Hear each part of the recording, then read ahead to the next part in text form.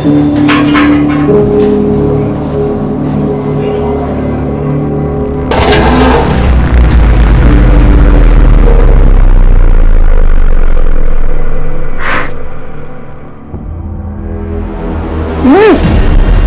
फिर अपनी अकल लगाई। ये क्या भर भर के दालचीनी डाल दी है इसमें? ठीक तो बना है, मैंने खुद भी टेस्ट किया है।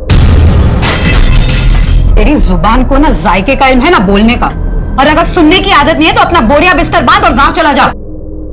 थोड़ा तेल डालेंगे तो दालचीनी की हीट कम हो जाएगी। अच्छा, इतना ही बता दो तो तू क्या कर रही थी यहाँ खड़े खड़े? कुछ काम के नहीं हो दोनों। और ये बिरयानी बेच के मैं मेरा नाम बर्बाद नहीं करने वाली, ताकि चौराहे पे बांट दो इसको। काम करो अपना।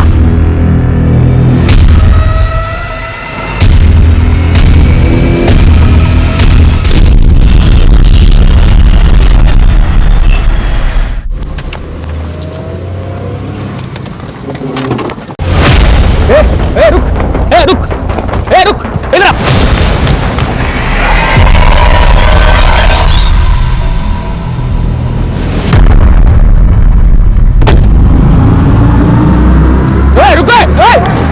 पकड़।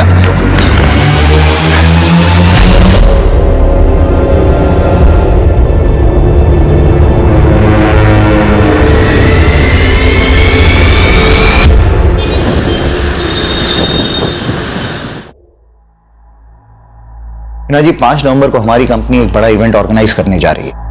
5000 लोग आपकी बिरयानी का लुत्फ उठाएंगे। इस बार कोई कसर मत छोड़ना। दिवाकर जी इतने सालों से आपके मेहमानों को परोस रहे हैं, कभी कोई कसर छोड़ी है जो आप छोड़ेंगे? लेकिन इस बार एक खास डिमांड है। आपकी खिदमत का मार्जिन बढ़ाना है क्या?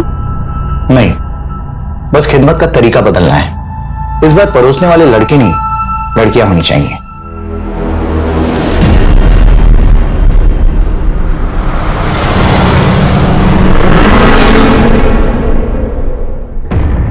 माफ कीजिएगा दिवाकर जी, मैं आपकी डिमांड पूरी नहीं कर सकती।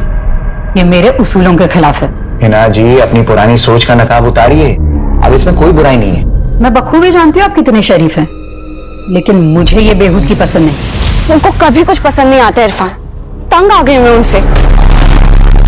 5 नवंबर को पुणे वाले इवेंट में हिना मैडम बिरयानी सप्लाई करने वाली है ना? हाँ तो हम क्या करें, इसमें हमारा क्या भला होने वाला है? फिलहाल तो थोड़ा प्रेशर कम हो सकता है।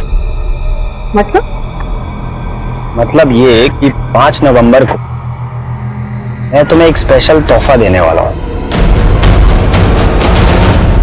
गम और खुशी भी तोहफे हैं जिंदगी के, सबको मिलते हैं।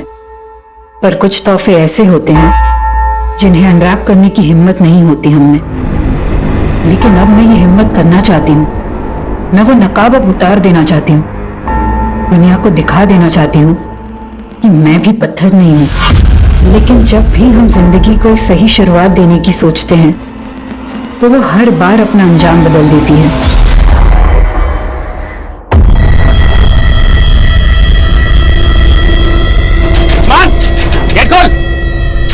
एक मिनट बोल रहा भाई। अरे उस्मान कहाँ अंदर घुसे जा रहे? अरे उस्मान बाहर निकल। उस्मान नहीं यहाँ पर। हिजरा भाई हैं? साला हमारी गाड़ी लेके भागा है, बोल दे लौटा दे, वरना जोश के साथ नहीं कर पाए ना।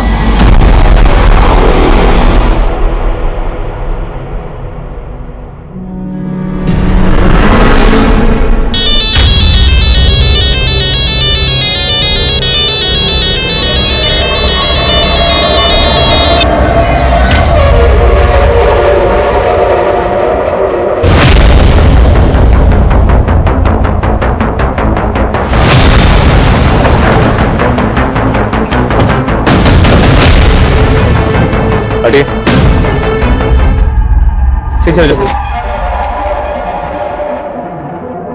खोलो।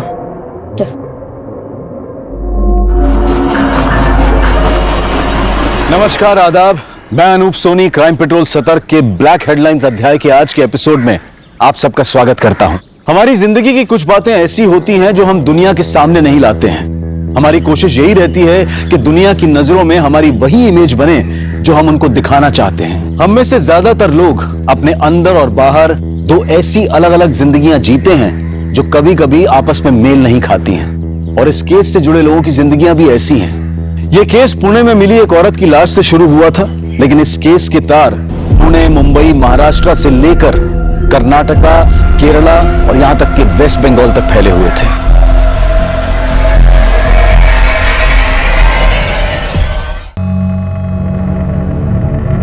सर, इसके पास फोन, पर्स, आईडी कुछ भी नहीं है। बॉडी को जिस तरह यहां बोरी में डालकर डंप किया गया, कातिल ने इसकी शिनाख्त का कोई क्लू नहीं छोड़ा होगा।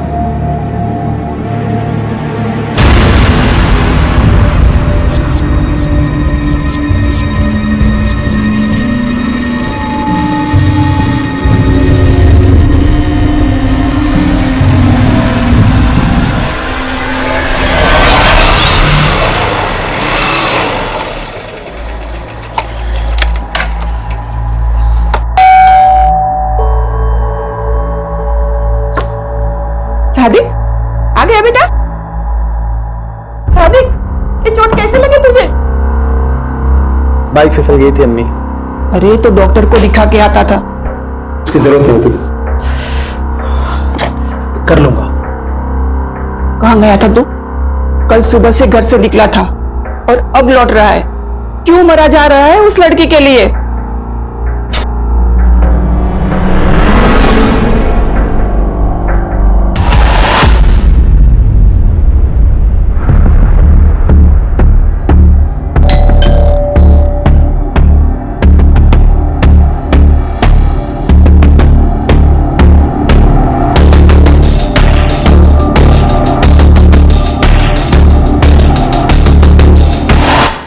चाय लोगी या कॉफी?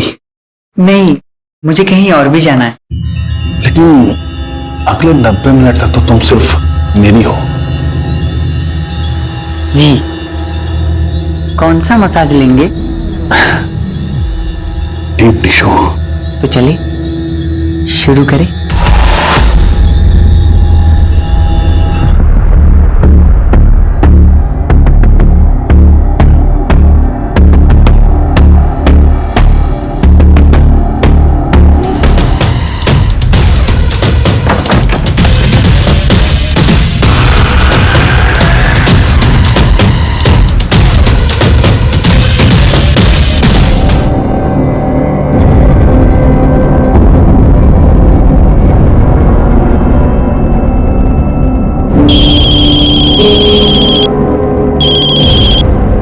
हेलो जी, रोशनी बोल रही हूँ। आप कौन?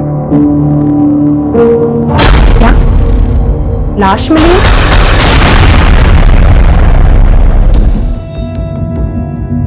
सर, इस औरत के सर और माथे पे जो जख्म है उसमें स्टोन के कुछ टुकड़े मिले हैं। मतलब इस औरत के सर पर किसी भारी पत्थर से लगातार वार किया गया। लेकिन इस औरत के नेक बोन में भी फ्रैक्चर है और हत्या गला दबाकर ही की गई है और इसकी हत्या तकरीबन 60 से 65 घंटे पहले हुई होगी। 60 से 65 मतलब 5 नवंबर को। रेप के कुछ है? नहीं सर, ऐसा कुछ नहीं, पर हाँ, इसके पेट में प्रेगनेंसी के मार्क्स हैं। शायद 2 या उससे ज्यादा बार डिलीवरी हुई है। मतलब ये औरत शादीशुदा हो सकती है? जी सर। हमेशा प्यासा रहा, उस प्यार का जो हमेशा मुझसे छीन लिया गया। मिजाज ही बदल दिया तुमने। पकोड़े जैसी चीज को रोज नया टेस्ट दे देती हो। मेरे अब्बू का हुनर है, कभी जबान तो कभी हाथों में उतर आता है। जुबान तो मैं तुम्हारी पकड़ नहीं सकता।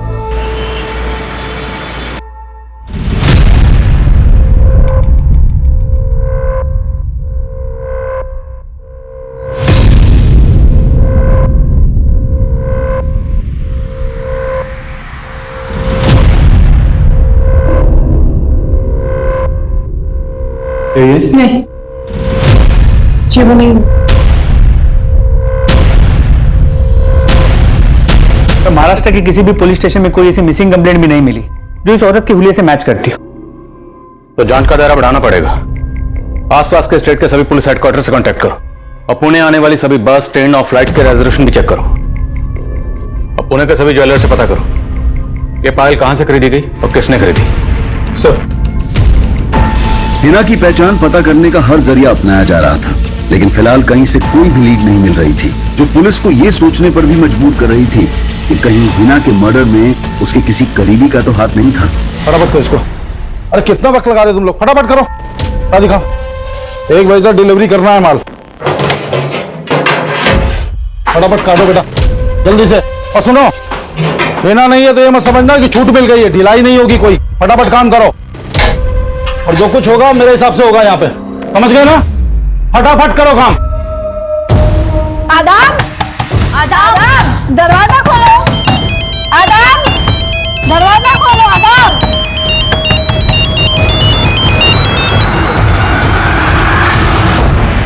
इरफान, मैंने बोला था ना मुझे फोन मत करना। हाँ तो मुझे अवॉइड करने से तुम्हारी तकलीफ कम हो जाएगी क्या आना? तो तुमसे मिलकर कौन सी तकलीफ कम हो जाएगी मेरी? यार तकलीफ में सिर्फ तुम ही नहीं हो ना, मेरी भी तो प्रॉब्लम समझो। प्लीज एक बार मिल लो। ठीक है, बताती हूँ। किससे बातें कर रही थी? आप क्यों ताका झाकी करती हैं?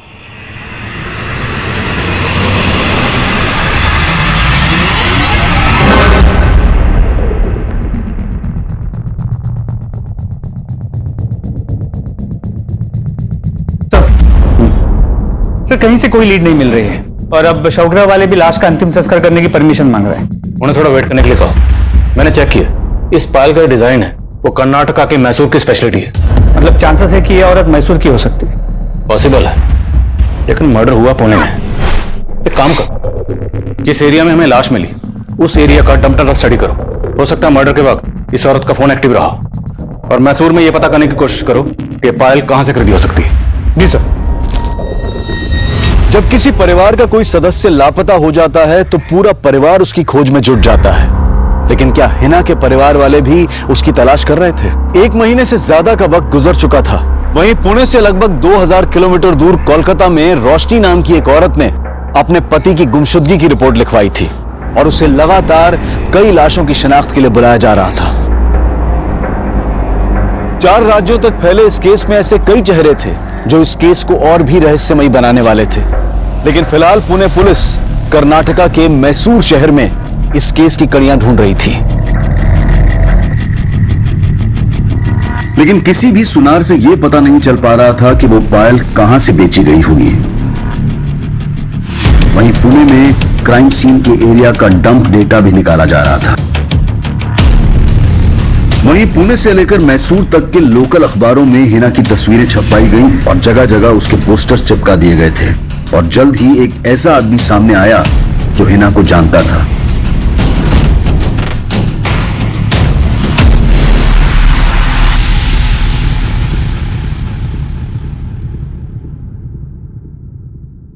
हिना शेख नाम था इस औरत का? जी साहब, ये मेरी दूर की भाभी लगती हैं। ये हिना शेख यही मैसूर में रहती थी? नहीं साहब, इनके शौहर का यहाँ मैसूर में आना जाना लगा रहता था, लेकिन ये दोनों मियाँ बीवी मुंबई के मलाड इलाके में रहते थे। शौहर का नाम क्या है? जलाल शेख, लेकिन काफी सालों पहले जलाल भाई का इंतकाल हो गया था। शौहर का इंतकाल हो गया तो ये हिना शेख मुंबई में कहाँ रहती थी? मलाड में ही। जलाल भाई के इंतकाल के बाद उन्होंने काफी तंगी में दिन काटे। फिर 5 साल पहले इन्होंने अपने अब्बू का बंद पड़ा बिरयानी सप्लाई का बिजनेस फिर से शुरू कर लिया। उस दौरान उन्होंने मुझे भी अपनी मदद के लिए मुंबई बुलाया था। अभी आपका काम तो चल पड़ा, इस बार पिछले महीने से भी ज्यादा प्रॉफिट हुआ है। अच्छा, इसमें आपकी भी मेहनत है। ये लीजिए आपका हिस्सा। अरे भाभी, ये तो बहुत ज्यादा है। बहुत ज्यादा नहीं है, रख लीजिए मुर्शाद भाई। लेकिन साहब, 2 साल पहले मैं वापस मैसूर आ गया। काफी वक्त से उनके कांटेक्ट में नहीं था, लेकिन यहाँ उनके बारे में पता चला तो सुनकर बहुत धक्का लगा। लेकिन हिना का मुंबई में कोई और रिश्तेदार तो होगा? जी साहब, हिना भाभी की एक बेटी और एक बेटा भी है, आहना और आदाब। एज? बेटी की उम्र 15-16 साल और बेटे की 10-11 साल होगी। इन 2 बच्चों के अलावा और कोई रिश्तेदार है साहब? हिना भाभी की सास भी है, आतिया शेख, और उनका देवर सादिक शेख, और हाँ, उनका एक बड़ा भाई भी है, अनवर बेग। वो अपनी बीवी जरीना के साथ अंधेरी में ही कहीं रहता है। हिना शेख का कत्ल हुआ तकरीबन 1 महीना हो गया, लेकिन किसी भी रिश्तेदार ने खबर क्यों नहीं ली? साहब, मैं उनके कांटेक्ट में नहीं हूँ, मैंने हिना भाभी का पोस्टर देखा तो सीधा आपके पास चला आया।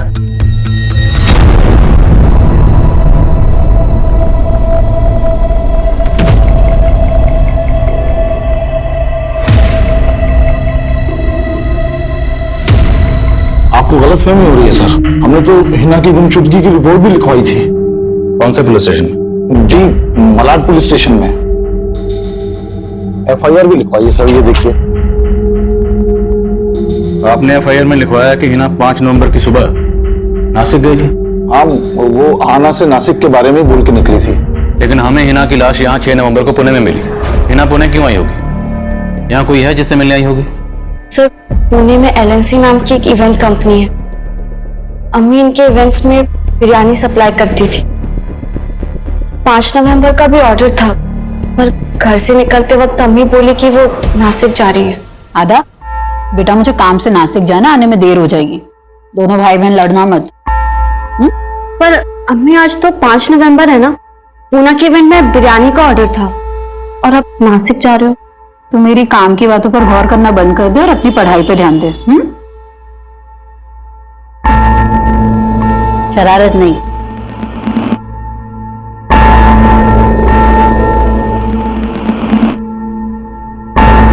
अम्मी,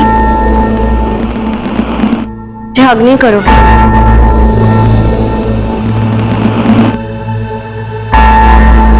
चलती हूँ, दोनों लड़ाई मत करना।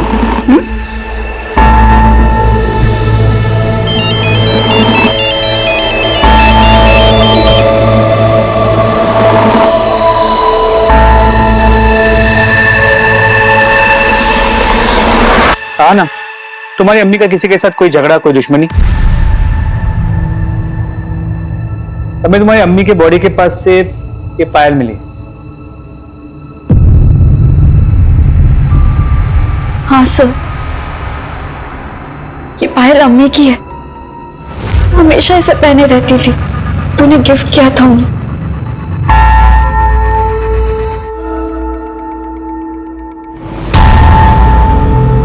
सर, क्या मैं ये पायल ले जा सकती हूँ?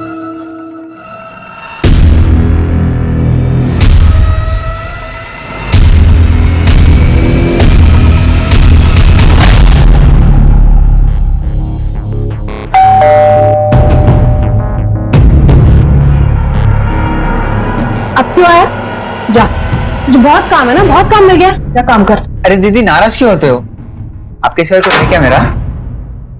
अच्छा चल, मक्खन मत लगा, आजा अंदर। अच्छा दीदी, रफीक भाई कहाँ है? क्या हुआ दीदी, सब ठीक तो है ना?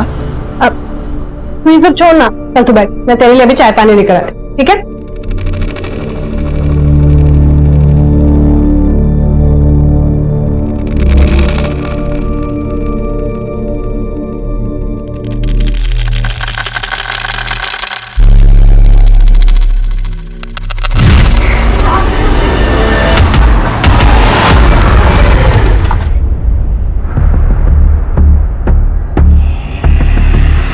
उस्मान रुक! उस्मान!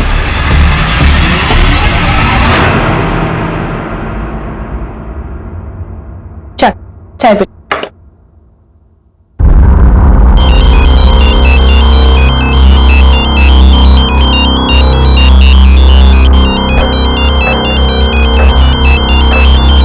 तो चाय पी, मैं आती हूँ।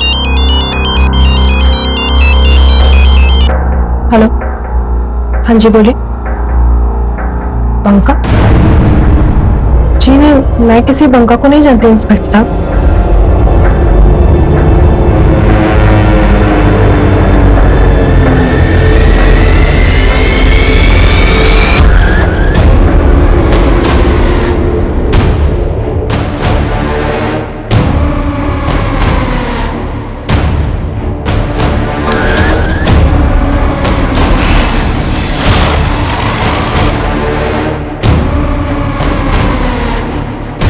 हिना के रिश्तेदारों ने उसकी मिसिंग कंप्लेंट फाइल की थी।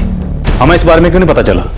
तो चूक लोकल पुलिस की, शायद उन्होंने ध्यान नहीं दिया। हमने हिना की फोटो को सर्कुलेट कर रखा है, तो उनसे बात करके ऐसा लगा कि शायद उन्होंने हिना को ठीक से ढूंढने की कोशिश भी नहीं की है। पर अब हमें कोई चूक नहीं करनी, हमें किसी भी कीमत पर हिना के कातिल को ढूंढना है। हिना 5 नवंबर को अपने घर से बेटी को यह कह के निकली कि वो नासिक जा रही है, जबकि हमें हिना की लाश 6 नवंबर को पुणे में मिली। हमें कुछ समझ में नहीं आ रहा।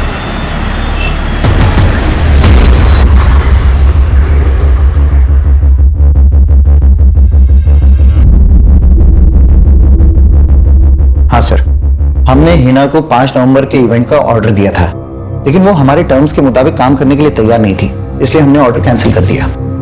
लेकिन ऐसी क्या टर्म्स थी आपकी जो आपने इतने पुराने वेंडर का ऑर्डर कैंसिल कर दिया? सर दरअसल हिना अचानक से अपना प्राइस बढ़ाने लग गई, इसलिए हमने उसका ऑर्डर कैंसिल किया और दूसरे को ऑर्डर दे दिया। आपने ऑर्डर कैंसिल कर दिया था तो हिना पुणे क्यों आई थी?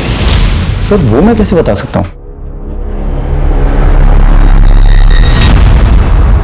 गिनवा के रखो उसको पूरा और भर के रखना इसको ना संभाल के, ठीक है? हाँ बेटा, मैंने बोला था ना सब संभाल लूंगा मैं। अब तुम घर जाओ, बिल्कुल फिक्र मत करो, अपना और आदाब का ख्याल रखना। अच्छा, एक और जरूरी बात थी, ये कंपनी का जो अकाउंट है उसका नेट बैंकिंग का पासवर्ड क्या है? तो वेंडर लोग के फोन आ रहे हैं बार बार पेमेंट के लिए।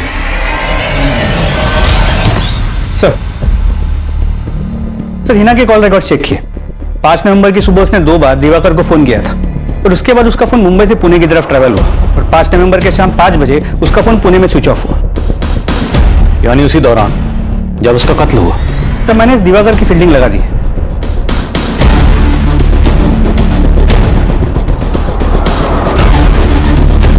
और सर इस दिवाकर के बारे में कुछ पता भी चला है। करीब 1 साल पहले इसने हैदराबाद में एक इवेंट किया था जहां पर रेड पड़ी थी।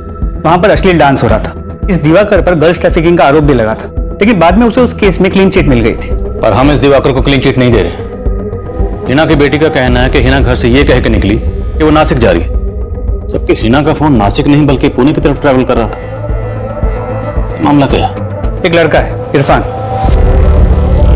हिना के यहाँ पर शेफ का काम करता था। हिना के मर्डर के 3 दिन पहले हिना ने उसे काम से निकाल दिया था और ये इरफान हिना की बेटी अहाना के साथ फोन पे रेगुलर टच में है। सर जिस जगह हिना का मर्डर हुआ था हमने उस एरिया का डम डेटा स्टडी किया और सर उस डम डेटा के अकॉर्डिंग हिना के 2 नंबर शो हो रहे थे और अहाना ने हमें उसका एक ही नंबर दिया है। 2 नंबर? सर हमने इस नंबर के कॉल रिकॉर्ड्स निकाले हैं। हिना के इस दूसरे नंबर के कॉल रिकॉर्ड से निकलो। और वो शेफ क्या नाम बताया? इरफान। बुलाओ उसे। सर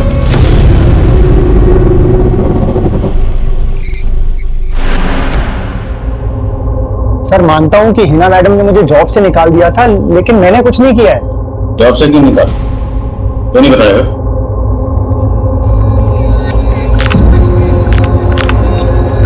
कैसी लग रही हूँ? बहुत खूबसूरत लग रही हो। पर अम्मी के रहते ना ऐसे कपड़े नहीं पहन सकती मैं। लेकिन फिलहाल मेरे लिए तो पहन सकती हो ना। वैसे लगता है अम्मी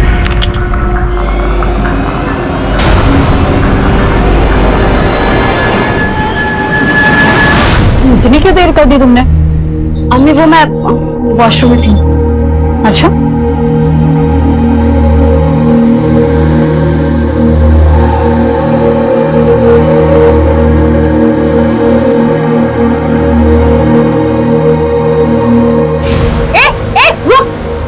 इरफान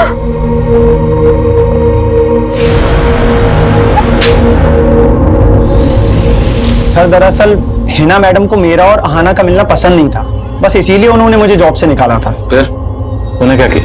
सर सच में इरफान ने कुछ नहीं किया। फिर तुमने हमसे झूठ क्यों बोला? तुम्हारी अम्मी नासिक गई थी, जबकि 5 नवंबर को तुम्हारी अम्मी पुणे में थी। सर अम्मी मुझे नासिक का ही बोल के गई थी। बेटा मुझे काम से नासिक जाना, आने में देर हो जाएगी।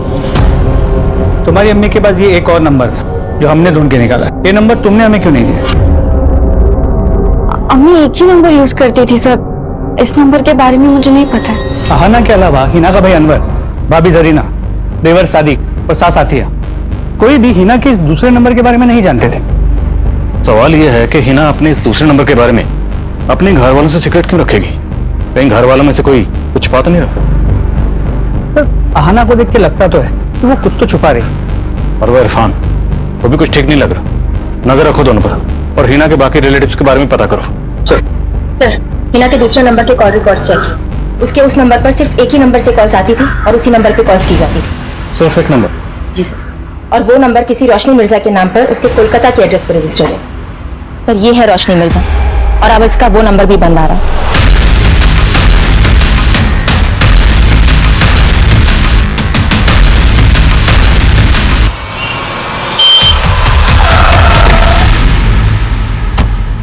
सर आप जिस रोशनी मिर्जा से मिलने आए हैं उसने करीब 1 महीना पहले 3 नवंबर को अपने पति रफीक मिर्जा की मिसिंग रिपोर्ट फाइल की थी और कुछ दिन पहले हमें रफीक की लाश मिली थी। क्या ये आपके पति हैं? वो हिना जिसे रोशनी लगातार कॉल कर रही थी और 5 नवंबर को ही रोशनी का नंबर पुणे में बंद हुआ। लेकिन सर आपका फोन आते ही मैंने कंफर्म किया, उस दौरान रोशनी यही कोलकाता में ही थी। इनफैक्ट 5 नवंबर को मैं रोशनी से पूछताछ के लिए मिला भी था। तो फिर रोशनी का वो नंबर पुणे में कैसे एक्टिव था? रोशनी मिर्जा नाम है इस औरत का। क्या आप में से किसी ने कभी भी इसे हिना के साथ देखा है? नहीं सर। हाँ सर, हम लोगों ने भी कभी इस औरत को नहीं देखा। मैं किसी रोशनी को नहीं जानती। और आप? नहीं सर।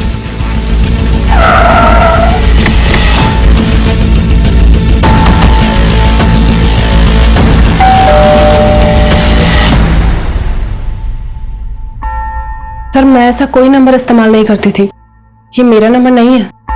लेकिन ये नंबर आपके नाम पर रजिस्टर्ड है और इस नंबर से मुंबई में एक हिना नाम की औरत से लगातार बातें हो रही थी। नहीं सर, मैं नहीं जानती इसको। मैं कभी मुंबई भी नहीं गई हूँ। और पुणे? नहीं सर, मैं कभी बंगाल से ही बाहर नहीं गई हूँ।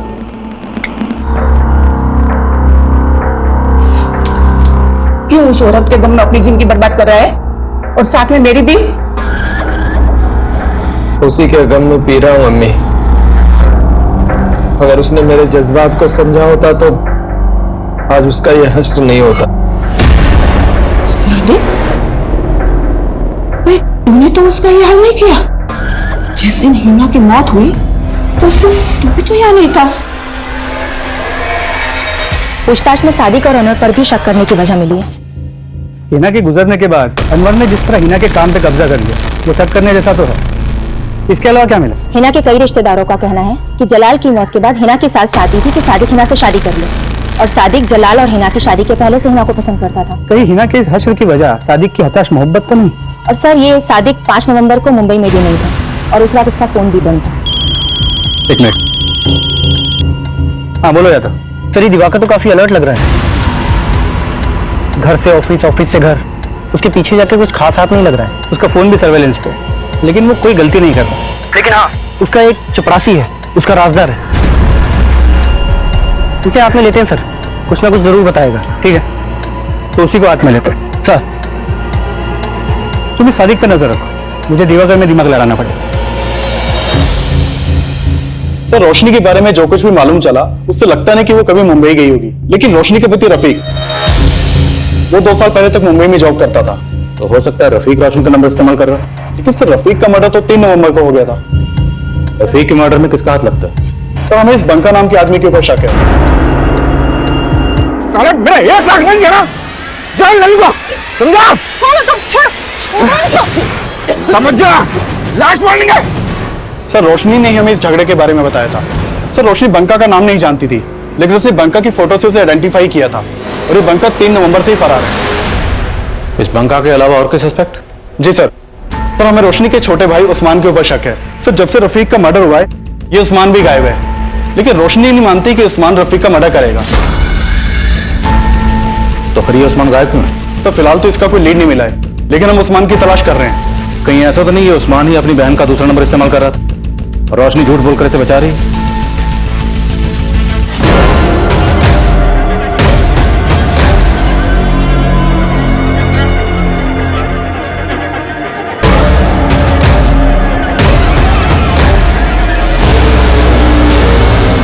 मैं मानता हूं कि मैं हिना से निकाह करना चाहता था, लेकिन हिना तुझसे शादी नहीं करना चाहती थी।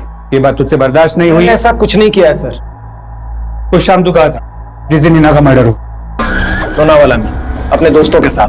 तू लोनावाला में नहीं, पुणे आया हुआ था। तू जानता था कि हिना पुणे आई हुई है। अब ये बता कि हिना के दूसरे नंबर की कहानी क्या है और ये रोशनी का इस मर्डर से क्या लेना है? मैं किसी रोशनी को नहीं जानता सर, और ना ही हिना के किसी दूसरे नंबर के बारे में। मैं कह रहा हूं मैंने कुछ नहीं किया है। साहब मेरे सादिक ने कुछ नहीं किया और वो तो ये निकाह करना चाहता भी नहीं था, बल्कि मैं चाहती थी कि हिना का निकाह सादिक से हो।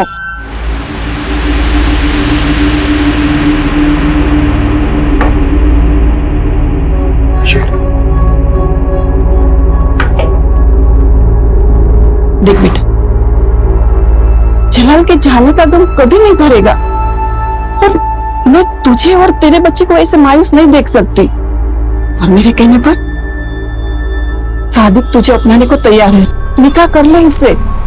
ये आप क्या कह रही हैं अम्मी? सादिक मेरे भाई जैसा है। साहब मैं मानती हूँ सादिक थोड़ा गुस्से वाला है, पर हिना को नुकसान कभी नहीं पहुंचा सकता वो।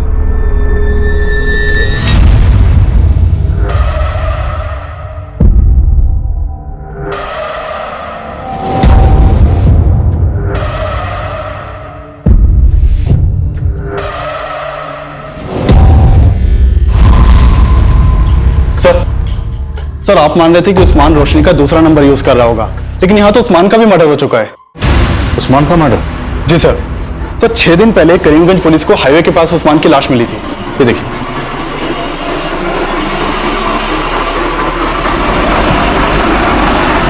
उस्मान को कौन मार सकता? सर फिलहाल इसकी तो कोई लीड नहीं मिली है, लेकिन एक चौंकाने वाली बात पता चली है कि उस्मान किन्नर था। किन्नर? जी सर, किन्नर के भेष में लुटेरा। ये देखिए सर, जिन लोगों को लूटता था उनके सामने औरत बन के जाता था।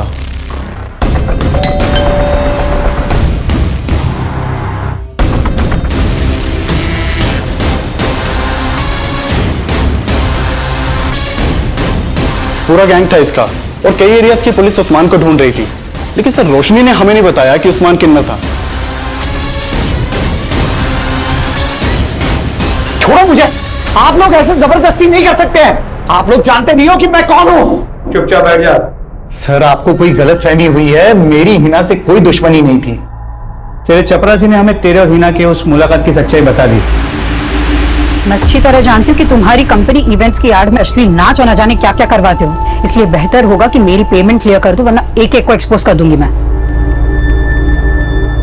ऐसा सोचना भी मत, वरना वो हश्र करूंगा कि ये धमकी किसी और को देना, मुझे नहीं। सर मैं मानता हूं कि हिना ने मुझे एक्सपोज करने की धमकी दी थी, लेकिन उसके मर्डर में मेरा कोई हाथ नहीं है।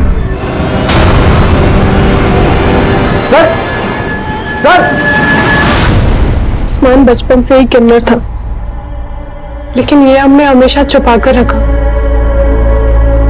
और पैसों की तंगी से लड़ने के लिए वो औरत के भेष में।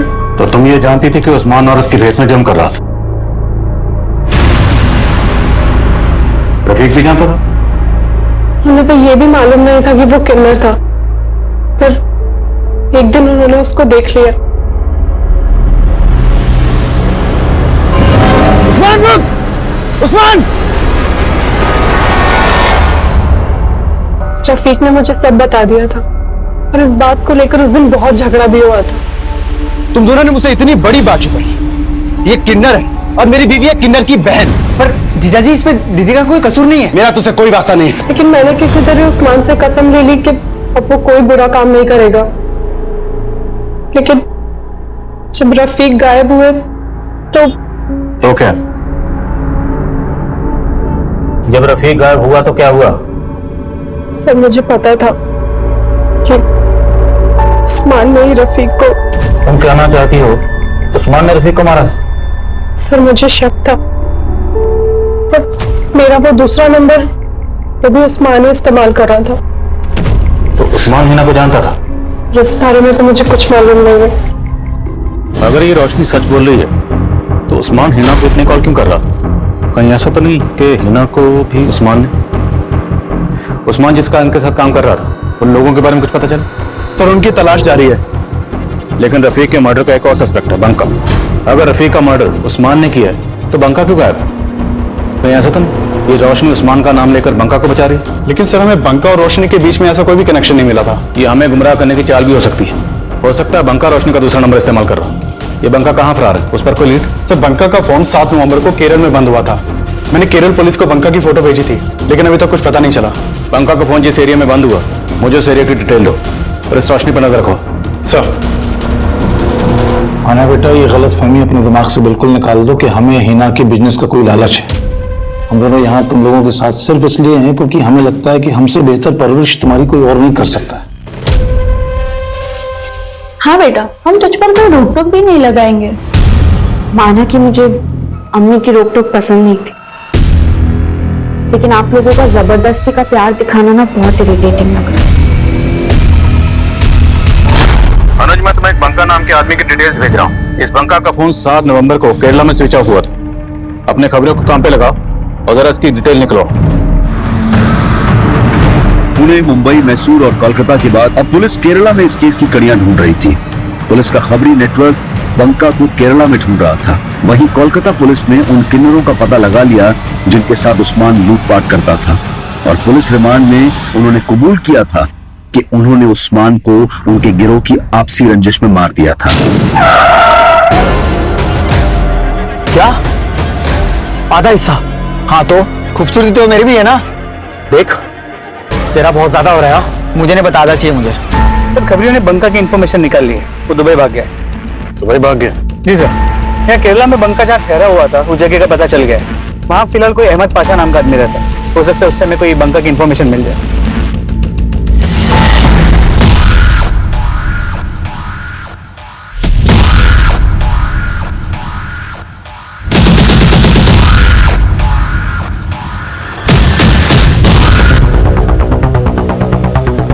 हो सकता है यही अहमद पाशा, बंका यही रहता था।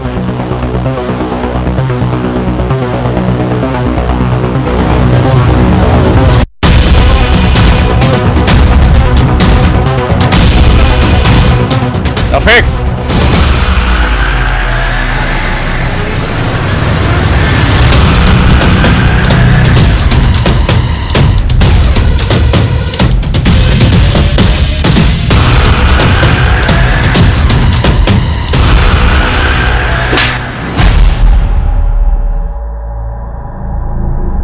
और तेरी बीवी तो बड़े शातिर निकले।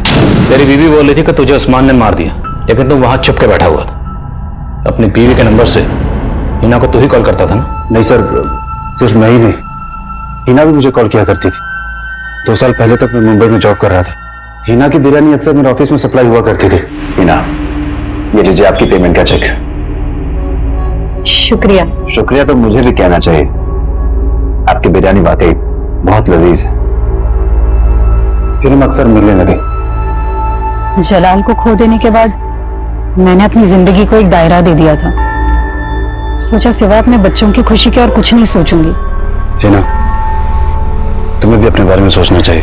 मैं भी अपने बारे में अब सोचना चाहता हूँ। तुम कहना क्या चाहते हो रफीक? देखो, हम दोनों एक दूसरे से बहुत प्यार करते हैं। क्या तुम नहीं चाहती कि हम दोनों की शादी हो? मैं तुम्हारी फीलिंग्स की रिस्पेक्ट करती हूँ रफीक, लेकिन मैं शादी नहीं करना चाहती। फिर मेरे पेरेंट्स ने मेरी शादी रोशनी से करवा दी। कोलकाता में मैंने जूते की दुकान डाली। सोचा काम में डूबा रहूंगा तो हिना को भुला दूंगा। सर, मेरा बिजनेस नहीं चला। लेकिन काम के सिलसिले में मुंबई गया तो न चाहते हुए मैं हिना को कॉल कर बैठा। रफीक, मैंने भी तुम्हें भूलने की बहुत कोशिश की, पर नहीं हो सका। मैं अब तुम्हें मेरी जिंदगी से दूर जाने नहीं दे सकती। हम दोनों पर अजीब सा पागलपन सवार हो गया था। हम दोनों और ज्यादा मिलने लगे। इतना ही नहीं, वो मेरी पैसों से भी मदद करने लगी, लेकिन मेरी बीवी का नाम सुनते ही वो बौखला जाती थी। तुम मुझसे प्यार करते हो या अपनी बीवी से? बीवी तो मैं तुम्हें बनाना चाहता था, लेकिन तुमने मेरा प्यार कहाँ समझा? रफीक, मैं मानती हूँ कि मेरी गलती थी, लेकिन अब मैं तुम्हें खोना नहीं चाहती। तुम अपनी बीवी को छोड़ दो।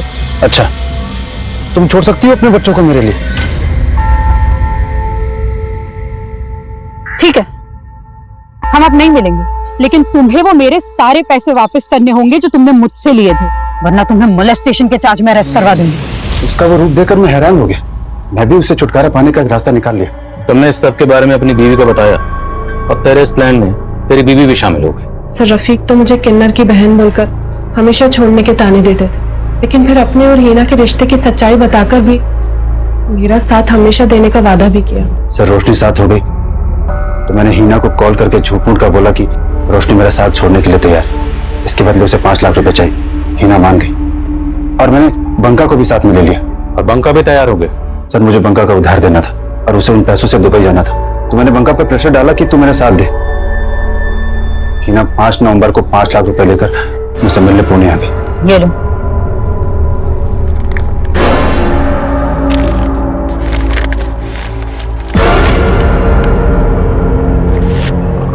बाका।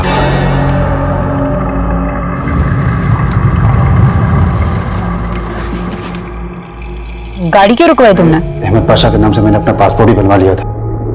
वीजा लगने की देरी थी कि आप लोग आ गए। अब तेरा वीजा हम लगाएंगे, इस जेल का, वो भी लाइफ टाइम। सर यहां पे आप। रिश्तों के बनने की वजह मायने नहीं रखती है, लेकिन उनके टूटने के 1000 मायने निकाले जाते हैं। छिप छिप कर मिलना रिश्ते की मजबूरी हो सकती है, लेकिन यह सोचने की जरूरत है कि जिस रिश्ते को हम दुनिया के सामने नहीं ला सकते हैं, वो रिश्ता हमेशा हमें डर की जिंदगी देता है। इसलिए दुनिया की परवाह करने से बेहतर है कि हम अपनी परवाह करें।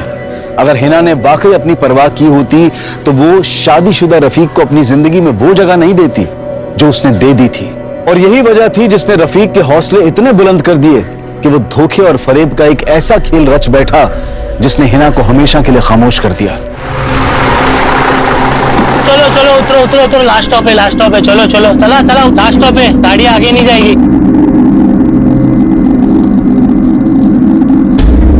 ओ ताई उठो, लास्ट स्टॉप आ गया। लोग खाली सोने के लिए आते हैं बस में। हेलो ताई, उठा उठा, लास्ट स्टॉप है, बस आगे नहीं जाएगी। ओ ताई, ओ ताई।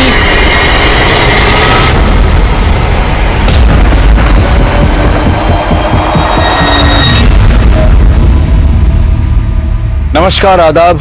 मैं अनूप सोनी क्राइम पेट्रोल सतर्क के ब्लैक हेडलाइंस अध्याय के आज के एपिसोड में आप सबका स्वागत करता हूं। हम ये बचपन से पढ़ते आए हैं कि इंसान एक सामाजिक प्राणी है, लेकिन कई बार इंसान हैवानियत के मामले में जानवरों को भी पीछे छोड़ देता है।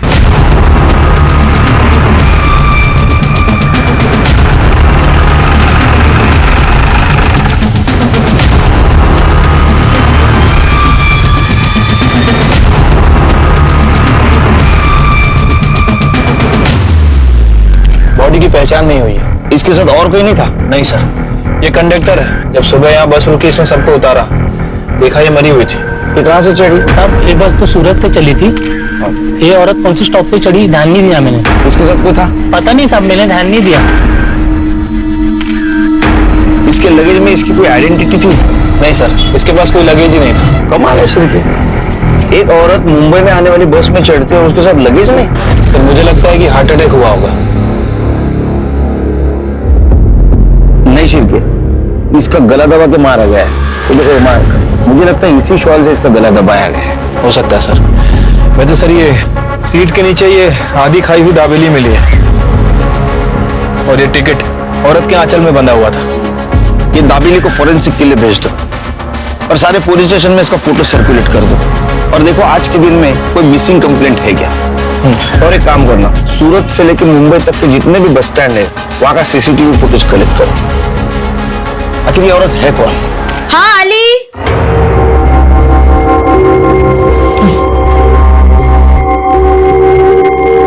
क्या हुआ? कुछ काम मिला? नहीं मिला। तुझे मिला कुछ? नहीं, मुझे भी नहीं मिला। पर तुझे ऐसे कैसे बिना कुछ बोले फैक्ट्री से निकाल दिया? क्या करेंगे अब, हर जगह कॉस्ट कटिंग चल रहा है। मंदी चल रही तो सबको काम से निकाला जा रहा है। कुछ ना कुछ तो जुगाड़ करना पड़ेगा। ताई, ये तेरा।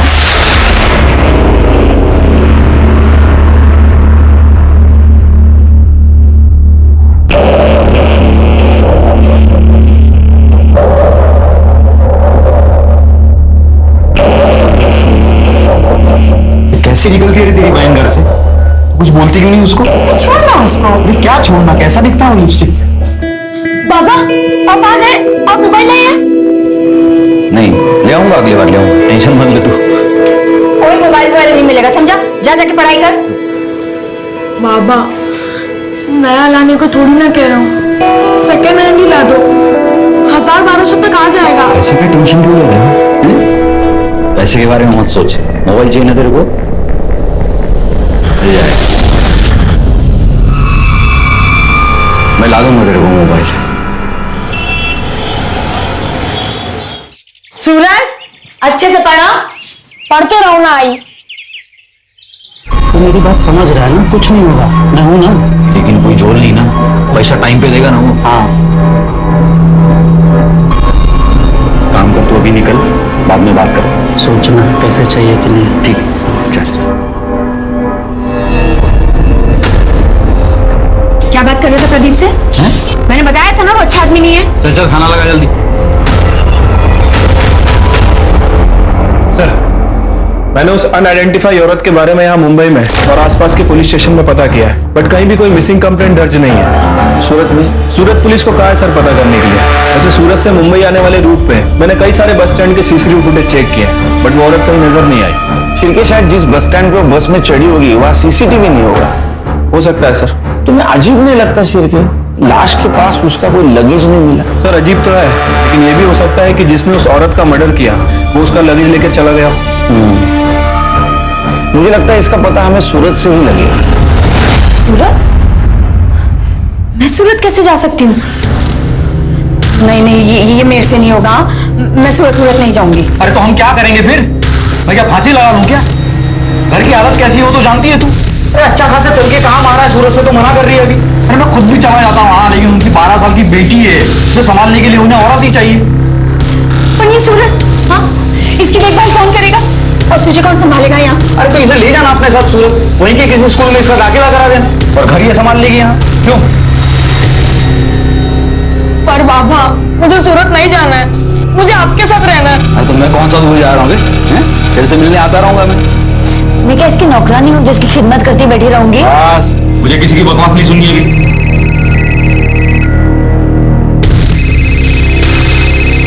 चलो सामान भरो, कल सुबह निकलना है।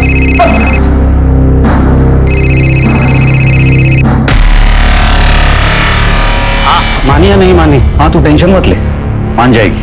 चल ठीक है।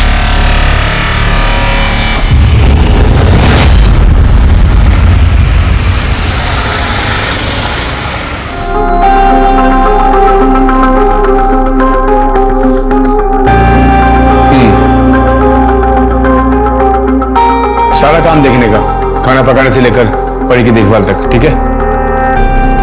जी साहब, काम करनी तो सूरत आई हूँ। ठीक है, किचन उस तरफ। तेरा दाखिला ना यहीं करा देंगे। चल। कितना सुंदर घर है और कितना बड़ा भी है, देख। इधर आ। हाँ हेलो। जय श्री कृष्ण। मेरे काम का कुछ हुआ? अरे बड़ी मुश्किल से तो मुझे मिली है, आज थोड़ा टाइम दीजिए, करता हूँ कुछ।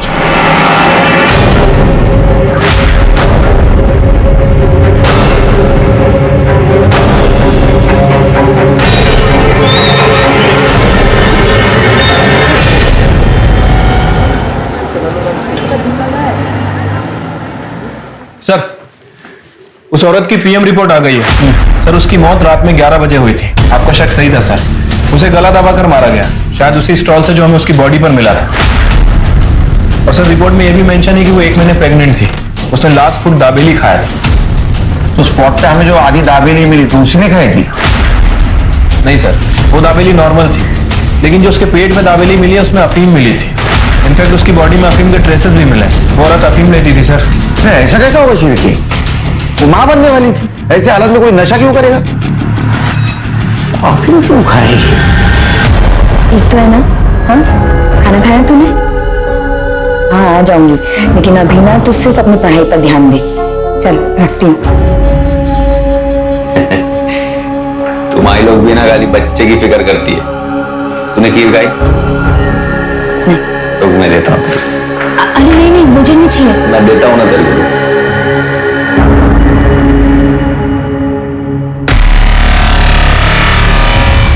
ये ले। अरे खा ले, अच्छी बनी है।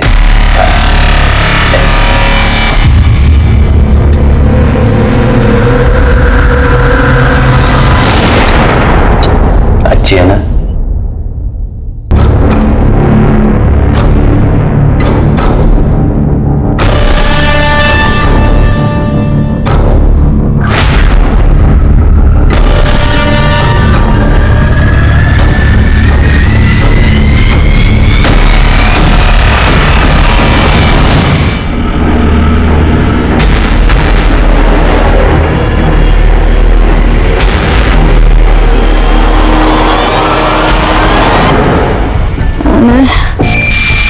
गायत्री भी अपने बेटे और अपने परिवार के अच्छे भविष्य के लिए अपने पति मनोहर और अपने घर से दूर सूरत गई। लेकिन इससे पहले कि वो अपने परिवार की उलझनें सुलझा पाती, किसी ने उसकी सांसें छीन ली। गायत्री मर चुकी थी, लेकिन पुलिस को अभी तक उसका नाम भी पता नहीं चला था और ना ही ये पता था कि इस केस के जरिए उन्हें इंसानी चेहरों के पीछे छिपी कितनी कड़वी सच्चाई दिखने वाली थी।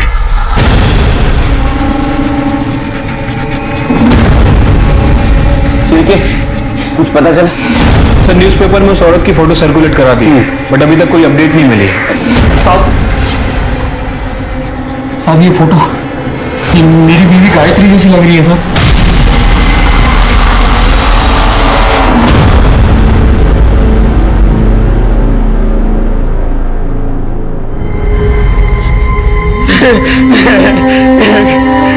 आपकी पत्नी इतने दिनों से गायब थी, आपको पता नहीं था? नहीं पता था साहब, वो तो सूरत में थी ना। सूरत में क्या कर रही थी? वो सूरत में काम वाली बाई का काम करती थी और 1 महीने से हमारी बातचीत भी नहीं हो रही थी और उसकी तनख्वाह के पैसे बराबर से मिल रहे थे अभी तक, इसलिए मुझे लगा कि वो ठीक ही होगी। कमाल है, वो माँ बनने वाली थी, 1 महीने की प्रेग्नेंट थी, आपको उसकी कोई चिंता नहीं थी? नहीं साहब, आप ये क्या बात कर रहे हैं साहब?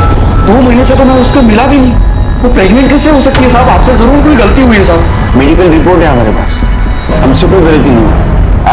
हो सकता है आपकी बीवी किसी और के साथ। नहीं साहब, ये नहीं हो सकता साहब, मेरी गायत्री ऐसी बिल्कुल नहीं थी साहब, वो मुझसे बहुत प्यार करती थी और मेरे बेटे सूरज में तो उसकी जान बसती थी साहब। वो इतना बड़ा धोखा हम लोगों को नहीं दे सकती साहब।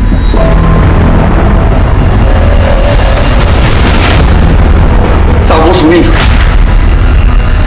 नहीं, जरूर मेरे बीवी के साथ कुछ ऐसा वैसा किया है, उसको मार डाला है साहब, आप उसको सजा दीजिए।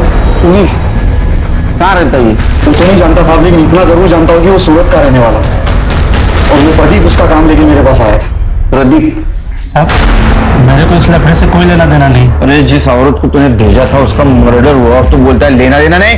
देवा शफत साहब, मेरे को कुछ नहीं पता, तो मनोहर के पास कोई काम नहीं था और गायत्री भी काम ढूंढ रही थी, तभी मेरे को सुनील साहब का फोन आया, उनको 24 घंटे के लिए नौकरानी चाहिए। सुनील साहब कहाँ रहता है सूरत में तेरा सुनील साहब? सूरज चल ना खेलने चलते हैं। हाँ सूरज चल ना खेलने चलते। नहीं, मेरा मन नहीं है।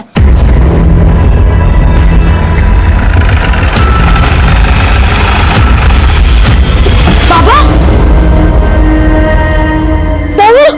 अब किधर थे बाबा? मैं आपका कब से इंतजार कर रहा था, मुझे आपके साथ जाना है। तुझे कोई दिक्कत तो नहीं हुई है? मैं ठीक हूँ बाबा, पर आप मुझे अपने साथ ले चलो और आई को भी ले लो। हाँ बेटा, मैं तुझे भी ले चलूंगी, मैं सब ठीक कर दूंगा बेटा।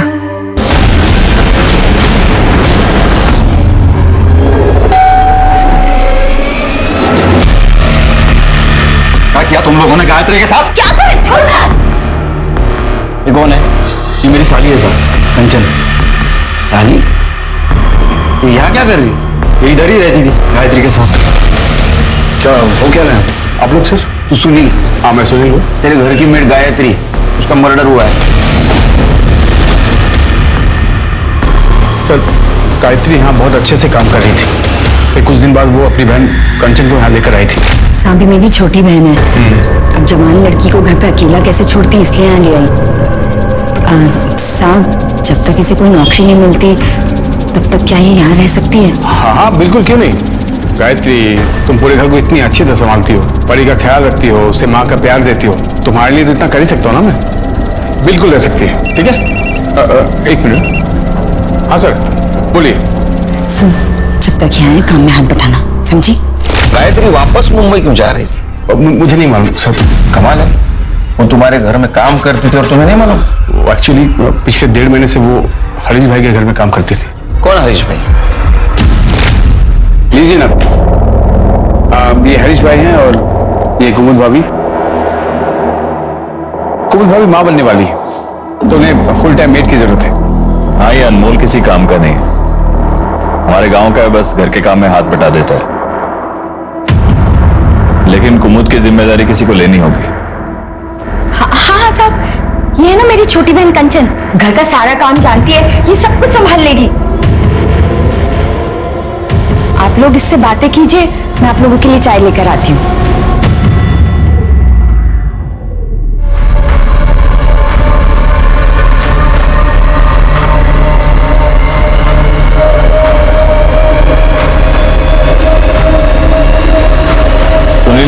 नहीं गायत्री चाहिए। अच्छा, तो तुमने तुम्हारे घर से उसको हरीश के घर में भेजा? हाँ सर, वो गायत्री को वो लोग अपने घर ले गए थे काम करवाने के लिए। फिर बाद में गायत्री कंचन को यहाँ छोड़कर गई थी। अब सूरज भी यही रहता है सर। ये सब कुछ कंचन मासी की वजह से हुआ है। तुम ऐसा क्यों बोल रहे हो सूरज? क्योंकि पासी ने सुनील अंकल को फंसाया था।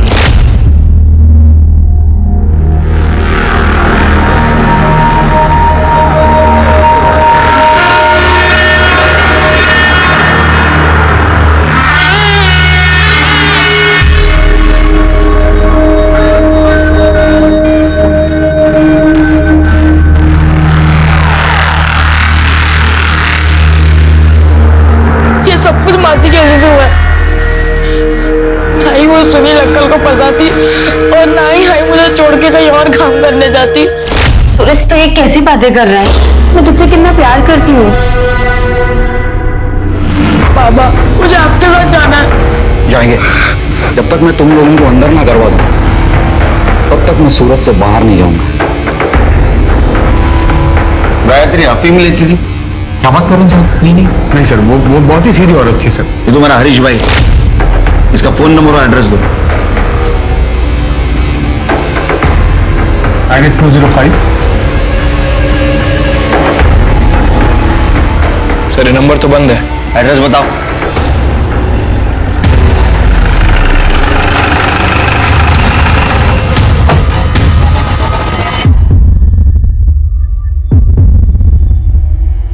सर अंदर वाले दरवाजे पे भी ताला लगा है। शिरके, ये हरीश का पता करो, इसका फोन ट्रेस पे डालो। मनोहर, हरीश और सुनील, इनके घर के आसपास कोई अफीम बेचता है क्या पता करो। ठीक है सर। तुम्हारे खबरी को एक्टिवेट करो।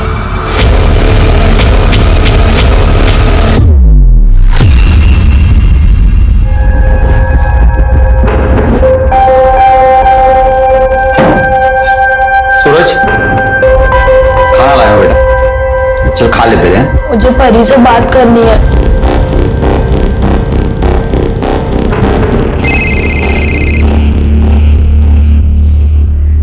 हेलो हेलो परी। सूरज, तू ठीक तो है ना? हाँ मैं ठीक हूँ, तू ठीक है ना? मैं भी ठीक हूँ। मुझे तुझसे कुछ कहना है। हाँ बोल। हेलो हेलो परी।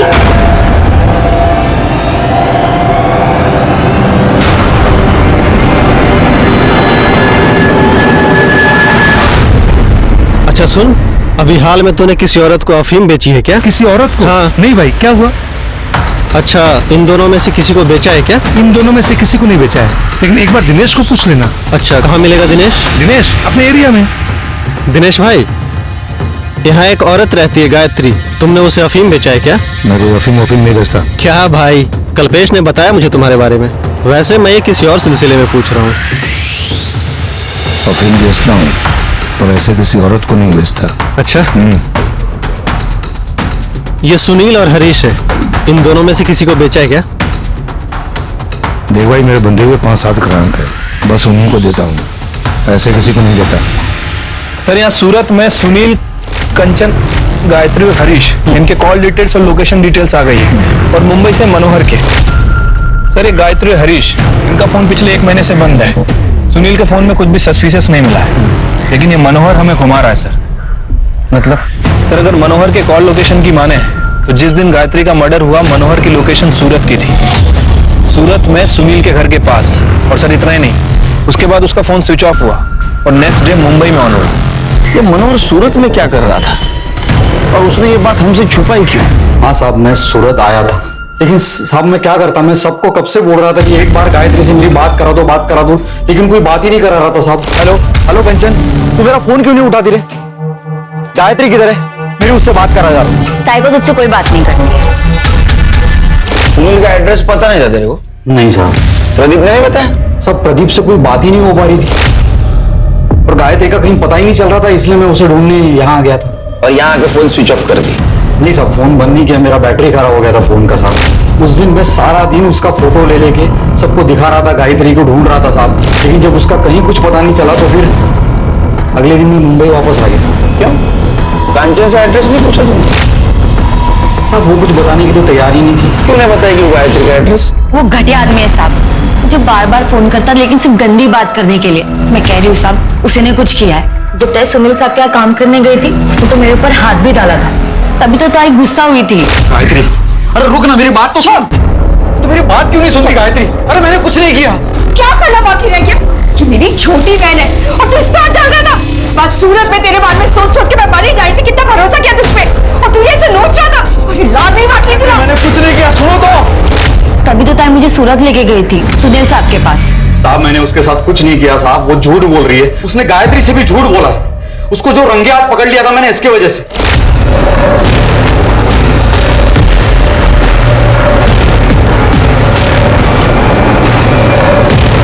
उसके बाद मैंने कांचन का घर से बाहर निकलना बंद करवा दिया था साहब, और इसीलिए उसने अपनी बहन के पास जाकर ये सब झूठी कहानी बताई ताकि उसे आजादी मिले। साहब मेरा और गायत्री का कोई कभी झगड़ा नहीं था साहब, मैं तो उससे बहुत प्यार करता था। ये पैसों की जरूरत मुझे नहीं होती तो मैं उसे काम करने के लिए सूरत तक कभी नहीं भेजता साहब, कभी नहीं भेजता। कितने पैसे मिले थे? 5,000 महीना मिलता था साहब। झूठ बोल रहा है साहब, वो उसने 1 लाख रुपए लिए थे ताई के, और 5,000 महीने का वो अलग। उसे बस पैसों से प्यार था। तूने 1 लाख रुपए में गायत्री को सुनील के पास बेचा, फिर सुनील ने 15 दिन के अंदर उसको हरीश को बेचा। सुनील ने भी पैसे लिए ना हरीश से? साहब आप ये क्या बोल रहे हैं साहब? साहब मैंने गायत्री को नहीं बेचा साहब, मैं सच बोल रहा हूँ, मैंने नहीं बेचा। और वो 1 लाख रुपया भी मैंने इसलिए लिया क्योंकि मेरे ऊपर बड़ा कर्ज था और मैं वो सारा पैसा वापस करने वाला था साहब। तू गायत्री से गुस्सा था ना? तुझे थप्पड़ मारी थी ना उसने? लाद नहीं बांट ली थी ना। या ऐसा तो नहीं कि तेरे को पता चला था वो किसी और के बच्चे की माँ बनने वाली, तूने इसको मार दिया? नहीं साहब मैंने गायत्री को नहीं मारा साहब। हिरेन सर, जब तक सच नहीं बताता ना, मेहमान नवाजी करो इसकी। चल चल चल।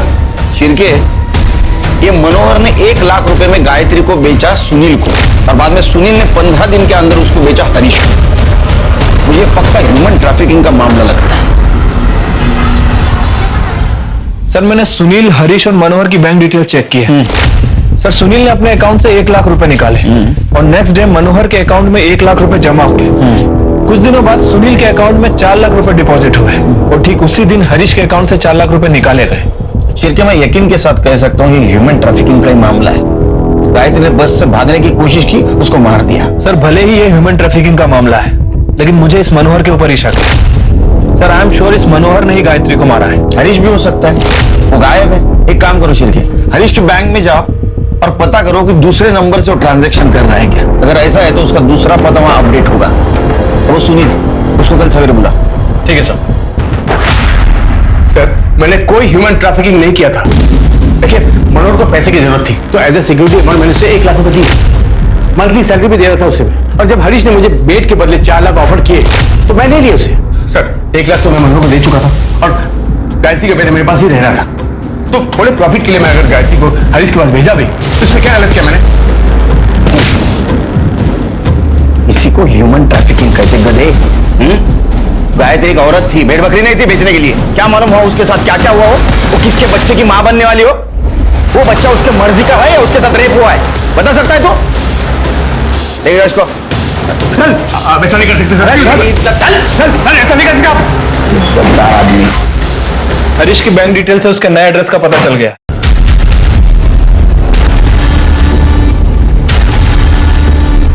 अरे ये गायत्री को किसने मारा? अरे तो इतना दिमाग मत लगा। कैसे दिमाग नहीं लगाए? तू ही तो खरीद कर लाया था उसे।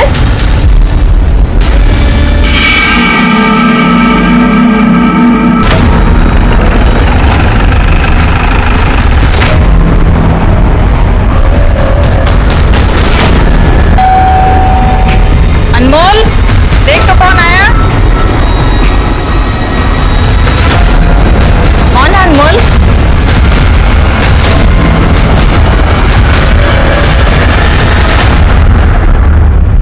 गायत्री तुम्हारे यहाँ काम करती थी? जी, हमारी बहू प्रेग्नेंट है, उसकी देख रेख के लिए हमने उसे काम पर रखा था। 5 दिन से पता नहीं कहाँ चली गई थी, हमें आज ही न्यूज़पेपर में पता चला। वो 5 दिनों से गायब है और आप लोगों ने पता करने की कोशिश नहीं की? सर मुझे लगा खुद आ जाएगी। उसको सुनील से खरीदा था ना, उसके बदले में पैसे दिए थे ना तुमने सुनील को? नहीं सर, वो गायत्री के लिए पैसे नहीं दिए थे सर, वो मैंने उसे लोन दिया था। झूठ मत बोल, तूने उसको सुनील से खरीदा था, उसके बाद में तूने तेरा मोबाइल नंबर और तेरा एड्रेस दोनों भी चेंज कर दिए। सर वो दूसरा नंबर जामनगर का है ना, वहां से बहुत सारे फोन आते रहते हैं, इसलिए फोन बंद रखा हुआ था। हमें घर की तलाशी लेनी है। सर आप ऐसे कैसे तलाशी ले सकते हैं? मुझे मालूम था तुम्हारे जैसा होशियार आदमी ये बोलेगा, इसलिए हम सर्च वारंट लेके आए। दिखा।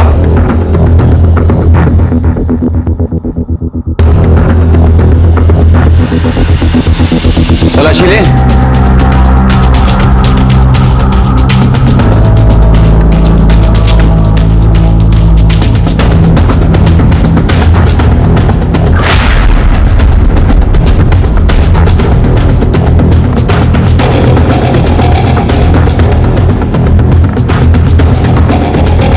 अफीम मिली है सर।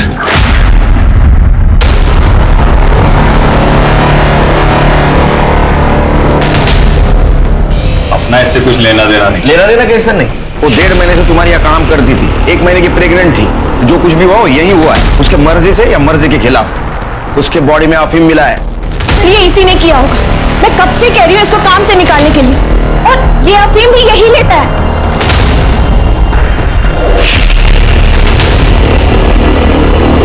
गायत्री के साथ कुछ किया? गायत्री के साथ कुछ किया था क्या? किया था ना, वो क्या है ना, सांप ने भी किया तो मेरा भी मन किया।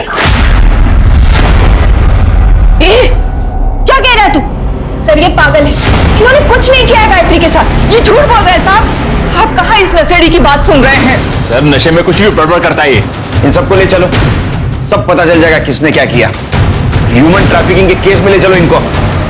अर्षित ये इन दोनों का डीएनए टेस्ट कराओ। चलो। जब हम किसी जानवर के साथ रहते हैं तो उससे भी एक लगाव सा हो जाता है, तो फिर चंद सिक्कों के लिए हम किसी इंसान की जिंदगी का सौदा कैसे कर सकते हैं? सुनील गायत्री को कुछ पैसों और काम के लालच पर अपने घर लेकर आया था और फिर अच्छे मुनाफे के लालच में उसने उसे आगे बेच दिया, बिना ये जाने कि वहां उसके साथ क्या होने वाला था, बिना ये सोचे कि गायत्री उसकी बिन मां की बेटी का ख्याल रख रही थी। ताज्जुब की बात तो यह है कि गायत्री का फोन बंद होने के बाद भी सुनील या कंचन में से किसी ने भी ये जानने की कोशिश नहीं की कि गायत्री उस नई जगह पर कैसी है जहां उसके साथ इतने अत्याचार हो रहे थे। तो क्या गायत्री की मौत के पीछे हरीश, अनमोल या उसके ही परिवार का कोई शामिल था, या फिर उसकी मौत की कहानी किसी और ने लिखी थी? मुझे तो समझ में ही नहीं आ रहा है कि क्या करूं। ताई के साथ ये सब हो गया। मेरा कोई नहीं है, ताई भी मर गई, अब सगा कोई नहीं है। मैं किसके सहारे जिंदगी बिताऊं? फिक्र मत कर, सब ठीक हो जाएगा। मैं जानती थी आप सब ठीक कर देंगे। आप करेंगे ना मुझसे शादी? तू पागल हो गई है क्या? एक तो तेरी बहन की वजह से जिंदगी बर्बाद हुई पड़ी है, इतनी मुश्किल से बेल मिली है मुझे।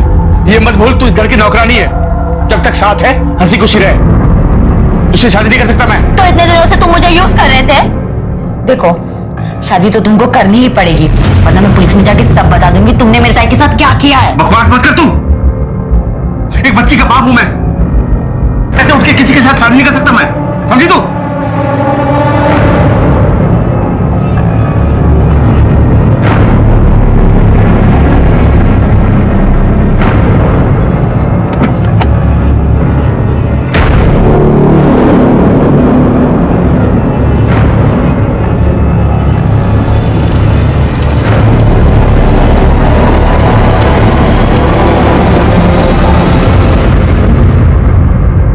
सर गायत्री की डीएनए रिपोर्ट आ गई है।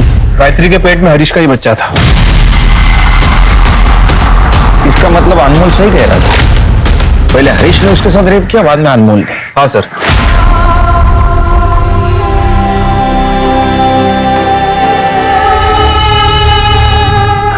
मैंने हरीश की बीबी कुमुद के बारे में भी इंक्वायरी की है।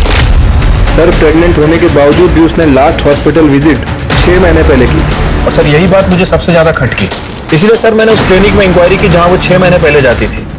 सर पता चला है कि वो मां बन ही नहीं सकती। फिर मां बनने का नाटक क्यों कर रही हो? इतनी सालों से मैं मां बनने की कोशिश कर रही थी, लेकिन मैं मां नहीं बन पाई। और डॉक्टर ने भी कह कह दिया कि मैं कभी मां नहीं बन सकती। फिर नाटक क्यों किया?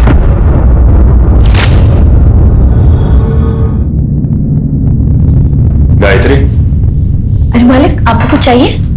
गायत्री मुझे जो चाहिए वो तुम ही दे सकती हो। जी मैं समझी नहीं। मुझे बच्चा चाहिए। भाभी, आप तो खुद पेट से हैं। देखना आपको ना चांद जैसा बेटा होगा। इसे बच्चा ही नहीं हो सकता। ये सिर्फ नाटक कर रही है। हमें हरीश का वंश आगे बढ़ाना है, इसलिए तुम्हें लेकर आए हैं। मतलब मैं कुछ समझी नहीं। गायत्री, गायत्री, तुम मुझे इनका एक बच्चा दे सकती हो? ये क्या पाप करने के लिए कह रही हो मुझसे? गायत्री, तुम एक औरत हो और एक औरत ही औरत का दर्द समझ सकती है। मैं तुम्हारे सामने हाथ जोड़ती हूँ, प्लीज मुझे एक बच्चा दे दो। मैं नहीं कर सकती हूँ, पाप है मेरे लिए। मैं शादीशुदा हूँ, मेरा एक बेटा भी है।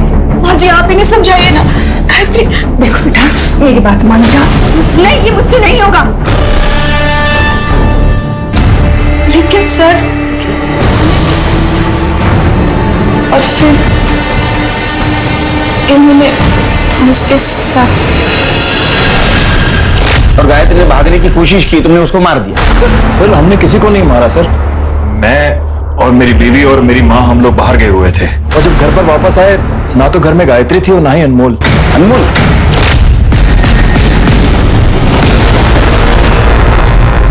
सर अनमोल के कॉल रिकॉर्ड के हिसाब से उस रात वो सुनील के घर के पास था। क्या? गायत्री बहुत अच्छी लड़की है साहब।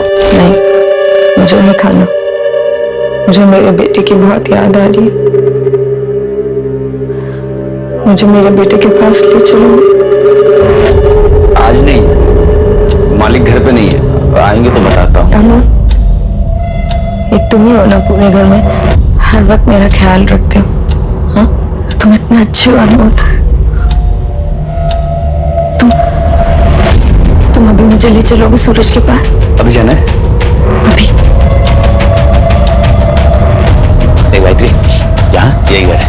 मैं तेरा बाहर इंतजार करता हूँ कॉलोनी के बाहर, ठीक है?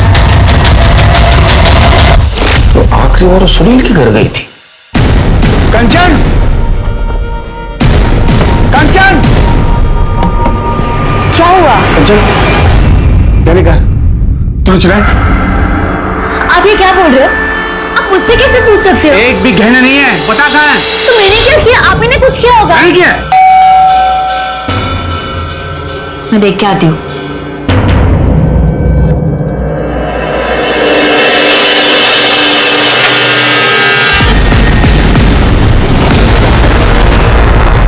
सर, मेरे घर में चोरी हुई है और आप लोग फिर से मुझे उठाना है यहाँ पर। सर इनके हिसाब से इनके घर से ये सब ज्वेलरी गायब हुई है। तो सारे ज्वेलर्स की शॉप में सर्कुलेट कर दो और उनसे कहो कि कोई अगर बेचना है तो हमें इन्फॉर्म कर दो। ठीक है सर।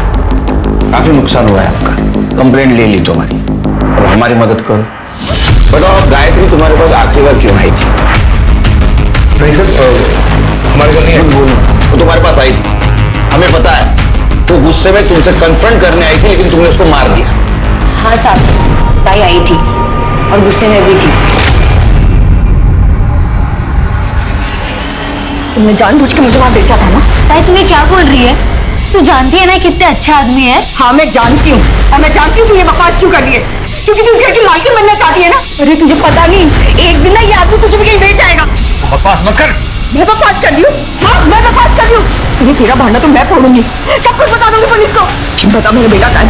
बता मेरा बेटा कहाँ है? ताई तुम ये सब क्या बोल रही है ताई? चुप कर, बताओ मेरा बेटा कहाँ है? सब क्या है? क्या बताओ? मैं भी देखता तू पुलिस को क्या बताएगी। तेरा बेटा यहाँ पर है, अगर तूने पुलिस को कुछ भी बताया याद रखना, उसे ऐसे गायब करूंगा ना तुझे पता नहीं चलेगा वो कहाँ है। मैंने कोई धमकी नहीं दी, मैं सिर्फ उसे चुप करवाना चाहता था क्योंकि वो बहुत गुस्से में थी। सर मुझे तो ये भी नहीं मालूम था कि सर हरीश भाई के घर में उसके साथ वो कह रहा है। सर तो उसके बेटे को उसके साथ जाने क्यों नहीं दिया? सर वो एक्चुअली झूठ मत बोल, समझा ना? तुम लोगों ने उसको डरा के रखा था। उसका बेटा तेरे पास था तो उसको धमकी दे रहा था, और वो हरीश सेक्रेटरीट में होने का रौब छाड़ रहा था। वो तुम्हारे पास आई और तुमने उसको मार दिया। अरे नहीं साहब, मेरा कोई लेना देना नहीं है कि सुनील ने एक फोन किया है। तुम लोग मेरे बेटे को मुझसे दूर नहीं कर सकते। मैं तुम लोगों को छोड़ूंगी नहीं, छोड़ूंगी नहीं तुम लोगों को मैं। ताई ये क्या कह रही थी? उसे रोकना होगा। बात आगे बढ़ी तो पता नहीं क्या होगा। साहब, इस आदमी ने मारा है मेरी ताई को। सर ये झूठ बोल रही है सर, सिर्फ अकेले मैं पीछे नहीं गया था, ये भी गई थी सर, इसी ने मारा उसे। कंचन, कंचन, तू कहाँ गई थी? अरे मैं तो आप ही को ढूंढने गई थी, मुझे पहले से डर था ये जरूर कुछ करेगा। सर झूठ, बिल्कुल झूठ सर। अरे मैं क्यों मारूंगी मेरी ताई को? साहब उसने मेरा क्या बिगाड़ा था? क्योंकि तू मुझसे शादी करना चाहती थी, अगर मुझे कुछ हो जाता तो तेरे सपनों में पानी फिर जाता, बस इसलिए। साहब ये झूठ बोल रहे हैं। मैं क्यों झूठ बोलूं? क्यों जानना? अंदर जाके झगड़ा। एक मिनट सर, मुझे मालूम था आप लोग ऐसा कुछ करोगे सर, इसलिए मैं अपने साथ अपने वकील को लाया। सर आइए, ये मेरे बेल के पेपर्स। मेरी एक छोटी बेटी है घर में जो मेरा इंतजार कर रही है, उसे छोड़कर मैं ऐसे रह नहीं सकता ना सर।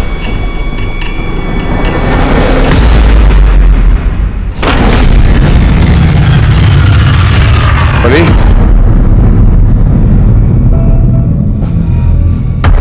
बेटा परी, परी कहाँ है तू? परी बेटा कहाँ चली गई? परी,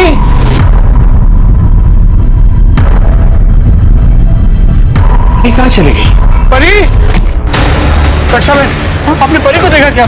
नहीं देखा। बहन, आपने परी को देखा क्या? मेरी बेटी। नहीं भैया, मैंने तो नहीं देखा। क्या खेल रही थी क्या? नहीं मैंने तो नहीं देखा। बेटा मोहन, तूने परी को देखा क्या? नहीं अंकल, आज तो खेलने भी नहीं आई। खेलने नहीं आई? Hello, police station. लेकिन ऐसा कैसे आपकी बेटी गायब हो गई? अरे मुझे क्या मालूम कैसे गायब हो गई सब।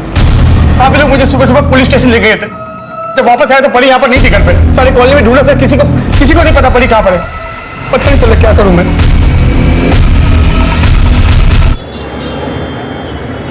बच्ची का कुछ पता चला? नहीं सर, 2 दिन हो गए, समझ नहीं आ रहा बच्ची कहाँ चली गई। वैसे उसकी फोटो सभी जगह सर्कुलेट करवा दी है, लेकिन कहीं से कोई इन्फॉर्मेशन नहीं मिली है। बच्ची कहाँ जा सकती है? सर कहीं ऐसा तो नहीं कि गायत्री के मर्डर में बच्ची का कुछ हाथ है? मतलब बच्ची ने ऐसा कुछ देख लिया हो जो उसे नहीं देखना चाहिए। हो सकता है कहीं डर के छुप गई हो। या ऐसा भी हो सकता है कि जिसने गायत्री का मर्डर किया उसने परी को गायब किया। या ऐसा भी हो सकता है कि गायत्री के मर्डर में परी का हाथ हो। परी तो बच्ची है सर, एक बच्ची ऐसा कैसे कर सकती है? तो बच्ची गई कहाँ?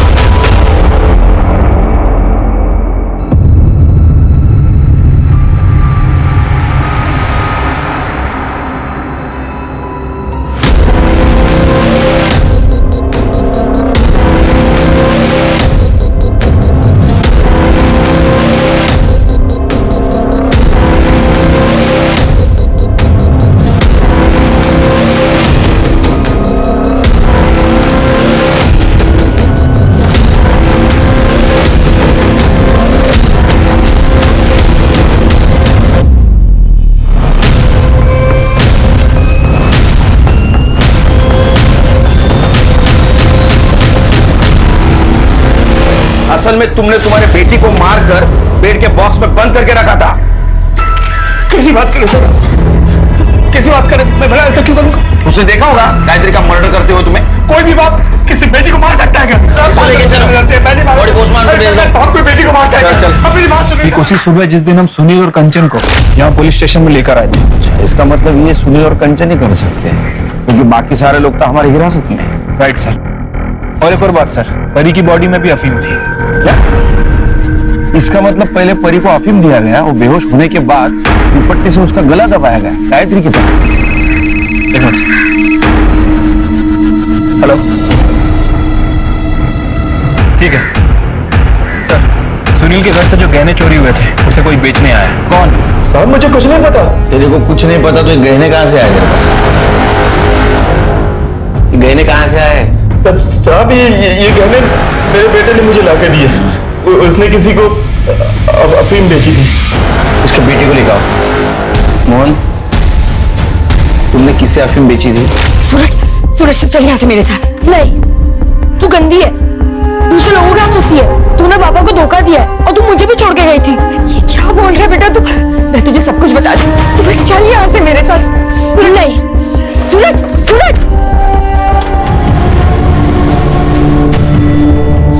आई,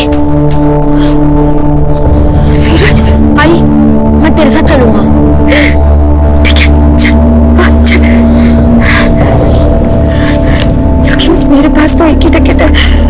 से भी नहीं है। सुन, तू एक काम कर, ये जो पीछे वाला दरवाजा होता है ना, जहाँ से अंदर आते, तू ना चुपचाप से अंदर आ जा।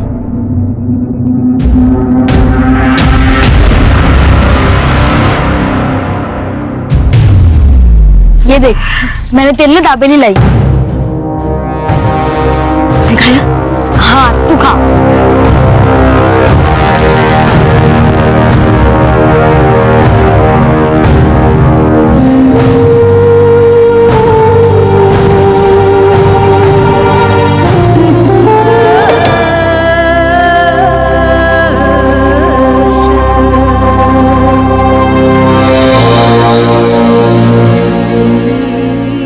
परी ने मुझे आई के पीछे जाते देखा था और जब उसे पता चला आई को किसी ने मार दिया है, वो मेरे पीछे पड़ गई कि वो अपने पापा को सब सच बता देगी। और मोहन भी मेरे पीछे पड़ गया था, वो अफीम के पैसे नहीं दिए थे ना, फिर मैंने सुनील अंकल के घर से गहने चुरा कर उसे दे दिए।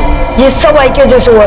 मेरी यार बहुत गंदी थी, बहुत गंदी साहब, बहुत गंदी थी वो। तुम्हारे ये गंदी नहीं थी, तुम्हारे यानी तुम्हें और तुम्हारे बाबा को बिल्कुल फंसाया नहीं था। अरे वो तो खुद किस्मत की मारी थी, वो तो खुद तुम्हें अच्छा भविष्य देना चाहती थी, और उसके लिए उसने क्या किया, क्यों किया, उसके साथ क्या क्या हुआ, ये समझने के लिए तुम बहुत छोटे हो।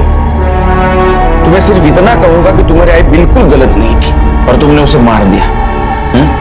और उसके जाने के बाद उसके साथ कम से कम नफरत तो मत करो। भले ही गायत्री की हत्या सूरज के हाथों हुई हो, लेकिन उसके गुनहगार और भी बहुत से लोग थे। हर इंसान अपने वंश को आगे बढ़ाना चाहता है, लेकिन हरीश ने अपनी इस चाहत को पूरा करने के लिए जो गायत्री के साथ हैवानियत दिखाई, उसके लिए उसे जितनी कड़ी सजा मिले वो कम है। अब मैं अनूप सोनी आपसे विदा लेता हूं। फिर मुलाकात होगी क्राइम पेट्रोल सतर्क के ब्लैक हेडलाइंस अध्याय में एक और नए केस के साथ। और याद रखें, क्राइम और आपके बीच में सिर्फ इतना फर्क है कि आप कितने सतर्क हैं। सतर्क रहें, सुरक्षित रहें।